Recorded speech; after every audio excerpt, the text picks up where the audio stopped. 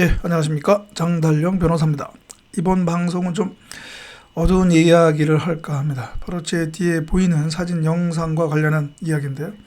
뒤에 사진 영상은 바로 고 이재수 기무사 사령관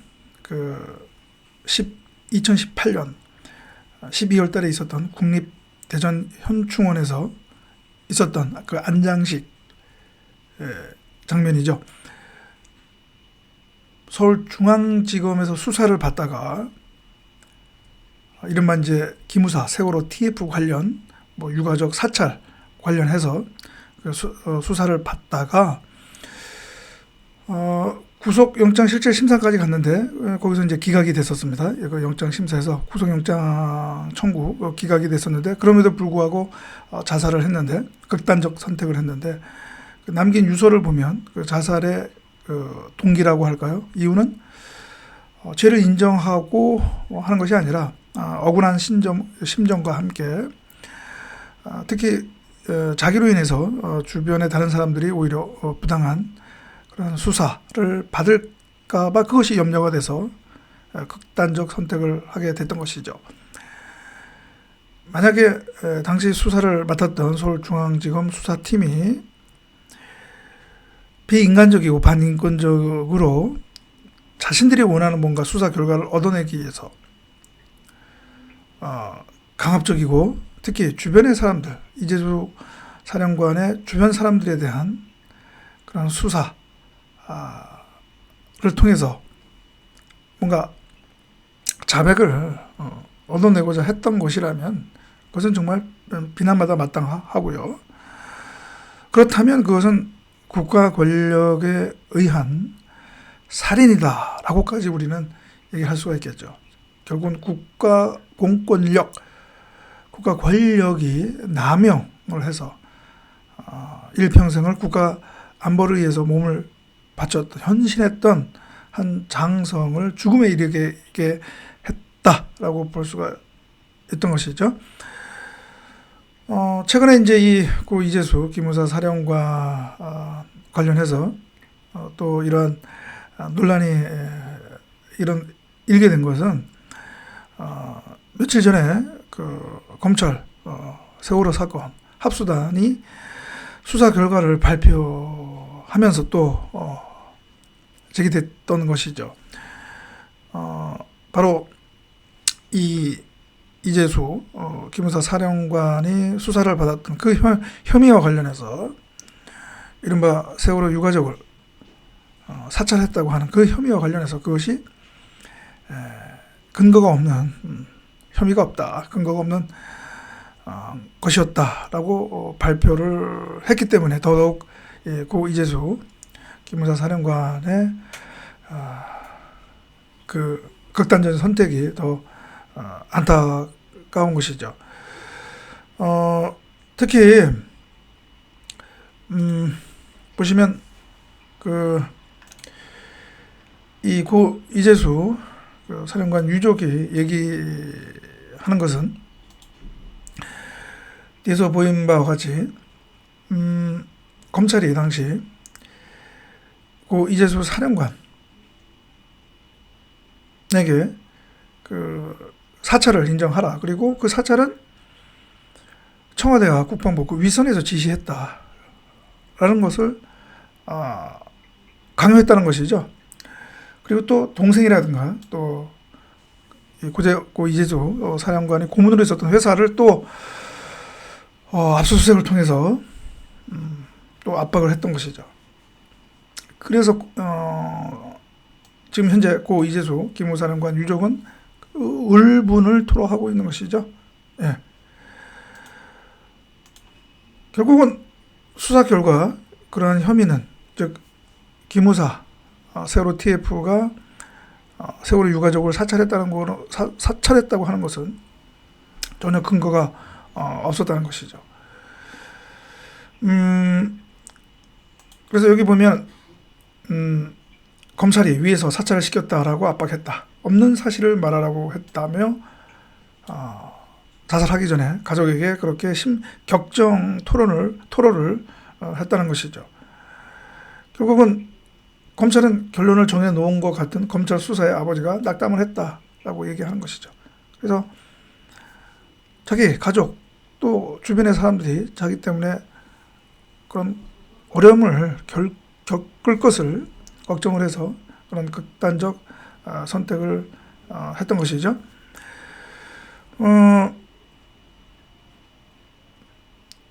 여기 이제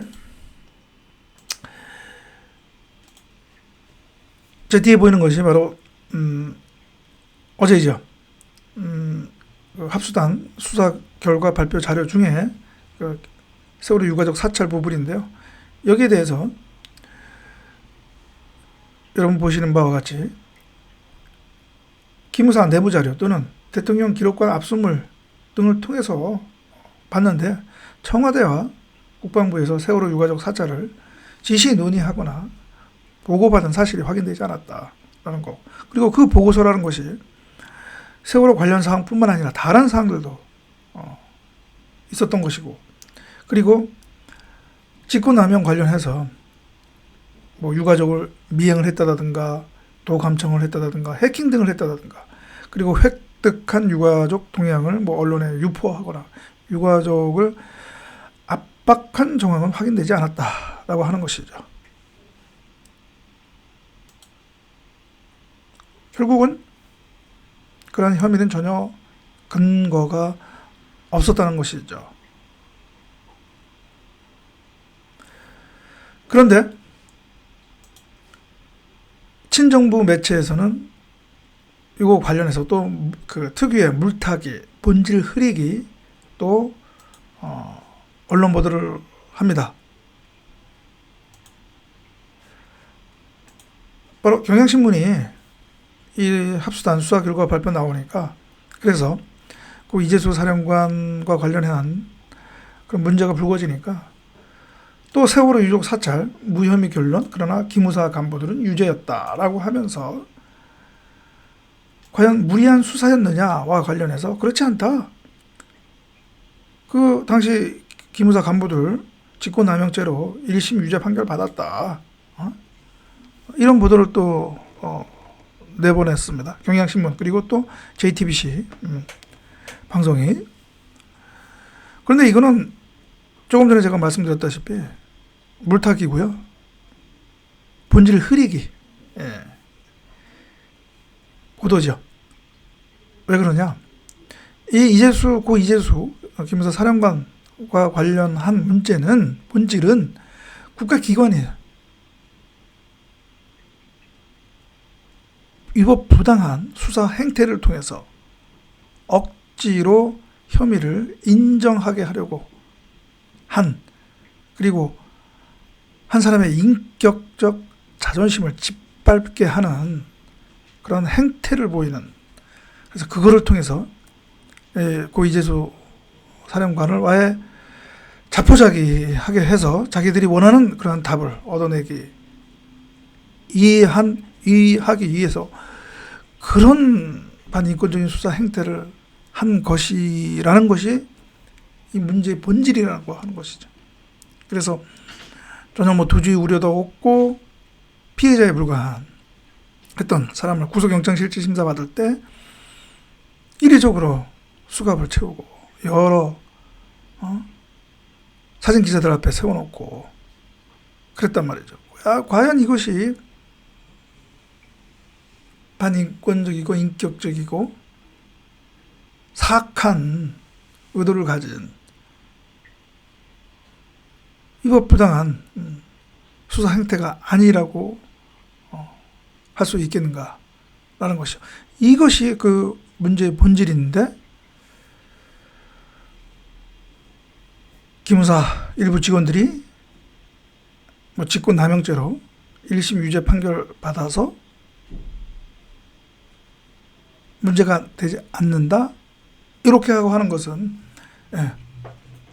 안 된다고 하는 것이죠. 그리고 또 사실 엄밀히 얘기하면 이 기무사 직원들 유죄 판결 받은 것은 기무사 간부들이 뭐 이재수 사령관과 그 윗선 간부들이 지시를 해서 세월호 유가족 어떤 동향을 파악을 해서 보고했다고 하는 것인데요.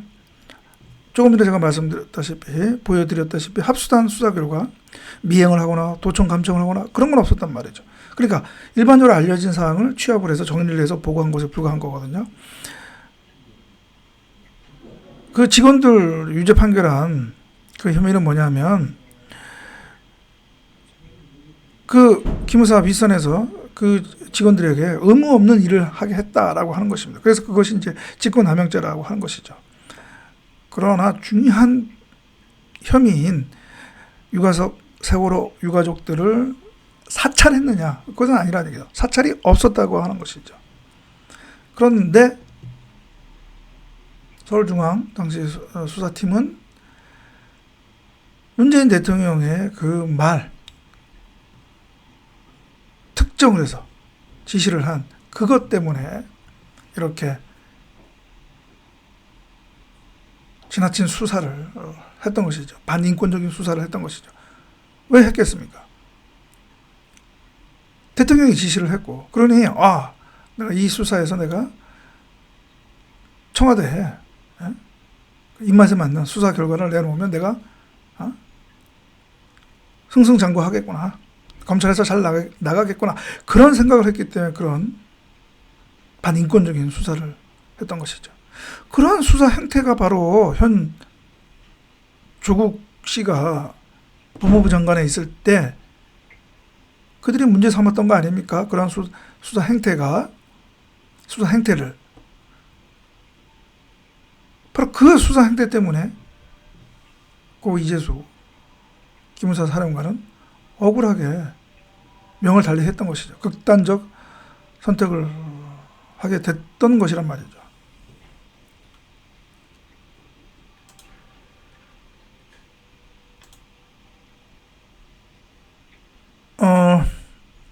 노무현 대통령 때 남상국 그 대우 전 사장이 또 자살을 한 적이 있죠. 극단적 선택을 한 적이 있죠.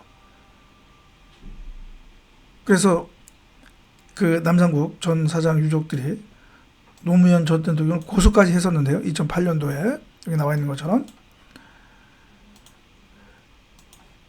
그때 이 남상국 전 대우건설 사장이 자살한 원인이 뭐냐면 바로 노무현 전 대통령이 대국민적으로 이 사람을 공개적으로 비난을 했기 때문에, 정말 모욕을 했기 때문에 자살을 하게 됐던 것이죠.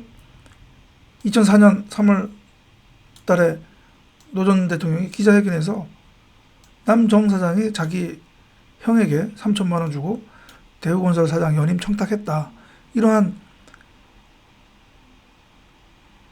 사실로 확인이 되지 않았던, 분명하게 확인이 되지 않았던 그런 얘기를 하면서 대우건설 사장처럼 좋은 학교 나오고 크게 성공한 사람이 시골에 있는 별 볼 일 없는 자기 형한테 머리 조아리고 돈 주고 이런 일 이제는 없어졌으면 좋겠다라고 하는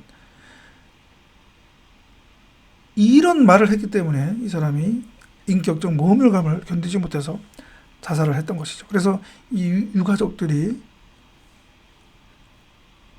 노무현 전 대통령을 형사 고소까지 했던 것이고,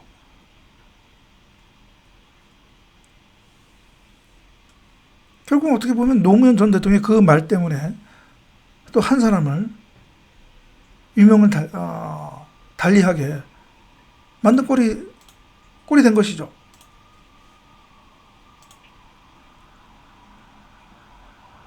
결국은 노무현 대통령도 나중에 결국은 극단적 선택을 했던 것이죠.